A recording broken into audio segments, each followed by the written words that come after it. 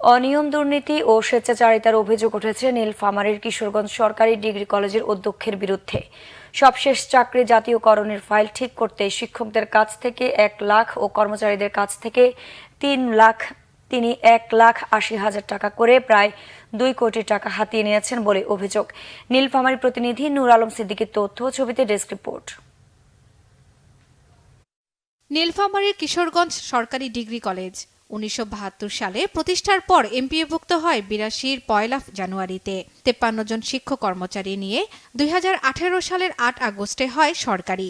তখন থেকেই নানা অনিয়ম, দুর্নীতিতে জড়িত অধ্যক্ষ আব্দুর রউফ। ভর্তি বাণিজ্য, রসিদ ছাড়াই শিক্ষার্থীদের কাছ থেকে অর্থ আদায় সহ বিভিন্ন অনিয়মের অভিযোগ তার বিরুদ্ধে।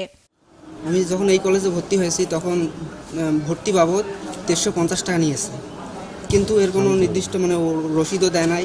আমাদের 2500 টাকা কিন্তু আমাদের কাছ থেকে 3600 টাকা করে নিয়েছিল। আমাদের কাছে টাকা নিছে, কিন্তু আমরা কোনো রসিদ পাইনি, এবং যখন ভর্তি হয়েছি তখনও কোনো রসিদ পাইনি।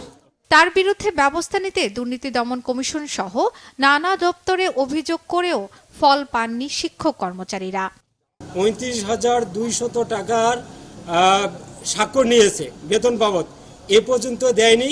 এবং আমি যে বারবার বলার পরে উনি বলছে যে আমি এই টাকাটা তুমি আর চাইও না। আমি হাইকোর্টের রায়ের কপি নিয়ে আসছি, 5 বছরের বেতনগুলি আমাকে ফেরত দিবে, তারপরে আমার ফ্যাকাল্টি চালু করবে, এটাই তো আমার দায়। আমি এখানকার টিচার।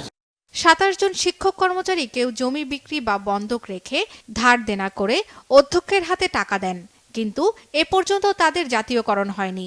অক্টোবরেই অবসরে যাচ্ছেন অধ্যক্ষ। এতে হতাশ তারা। টাকা দিতে দিতে 1,80,000 টাকা দিছি। এই টাকা সাবার গেলে আমাদের চাকরি চলে যাবে, অমুক হইবে তমুক হইবে। উনি বলছে যে হবে হইতে এইরকম করে টাইমই শেষ। অভিযোগকে ভিত্তিহীন দাবি করেছেন অধ্যক্ষ, যদিও সাংবাদিকরা গেলে কয়েকজনের টাকা ফেরত দেন তিনি। কেন অভিযোগ কে করলো সেটাই তো কোনো ইয়া নাই